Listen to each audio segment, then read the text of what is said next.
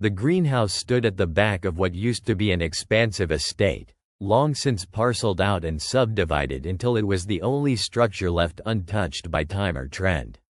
Overtaken by winding ivy and encroaching roots, it slumped under the weight of disuse, glass panes clouded with moss and dirt like cataracts in an old eye.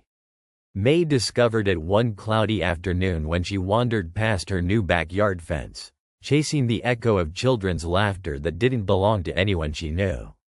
The door creaked open with a gentle push, revealing rows of decaying trellises and dry, skeletal plant remnants clinging to brittle stakes. The smell was earthy but old, something more bone-dry than nurturing. She stood inside for longer than she meant to, uncertain of what she'd been looking for. There was something about the silence that felt observed, though she couldn't explain why. Over the next few weeks, May returned often, more often than she admitted to anyone. The air inside the greenhouse never moved, thick as fabric and warm despite the season. Little things started to shift. A cracked pot upright again, a shriveled vine now sprouting the tiniest green leaf, condensation appearing on glass that should have been too grimy to let sun through.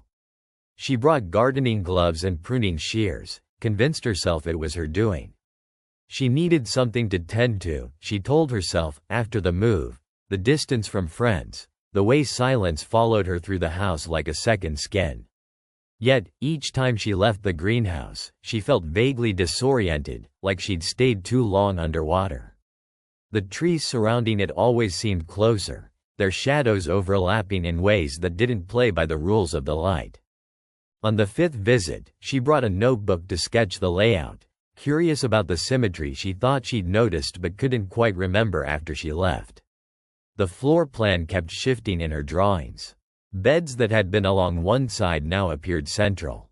The rusted watering can she always placed near the fern table was nowhere to be seen when she returned the next day, later found tucked under a bench she'd never approached. She began to dream about the greenhouse, not as it was now, but as it might have once been, vibrant, echoing with whispering leaves and swaying with unseen movement. In the dreams, she was always a step behind something. A figure, female, or possibly many. It's hard to be sure inside a dream. Then came the day she found the gloves. Not hers. Worn leather, creased with age and use, one finger stained an eerie yellow-green. They lay on the potting table like they were waiting for the next shift to start. May hesitated before touching them but eventually picked them up. They were warm. Not sun-warmed, not accidentally rested on warm, but the kind of warmth that suggests they'd just been taken off. Her heart thudded as she turned to scan the greenhouse, and for the first time, it didn't feel quite empty. The humidity now had density, presence. A feeling of breathing that didn't come from her own lungs. She heard soft movement amongst the leaves behind her, but when she spun, there was only the faint tremble of a fern. She stopped going for a week. The dreams continued anyway. They shifted tone. No longer just visions of someone else tending the greenhouse, but now of May herself doing things she didn't remember during the day. Transplanting a black-laced flower under moonlight. Whispering to the vines as they curled like fingers around trellis beams. She woke with dirt under her nails one night, soil gritty in her ears. Her bedroom window was open, dew on the sill. She checked the greenhouse the next morning.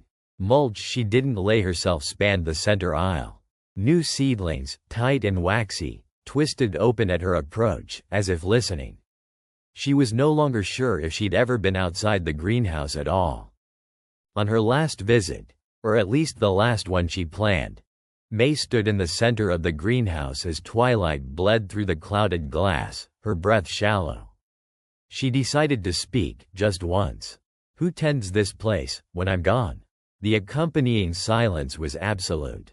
Then one of the trellises shuddered faintly, and in the pause that followed, every leaf turned upward simultaneously, as if alerted. She thought she could hear footsteps, not around her, but beneath. Through the damp floorboards, soft and slow. A voice, hers yet not, whispered from beneath the soil, "We've always been here, May. You just forgot."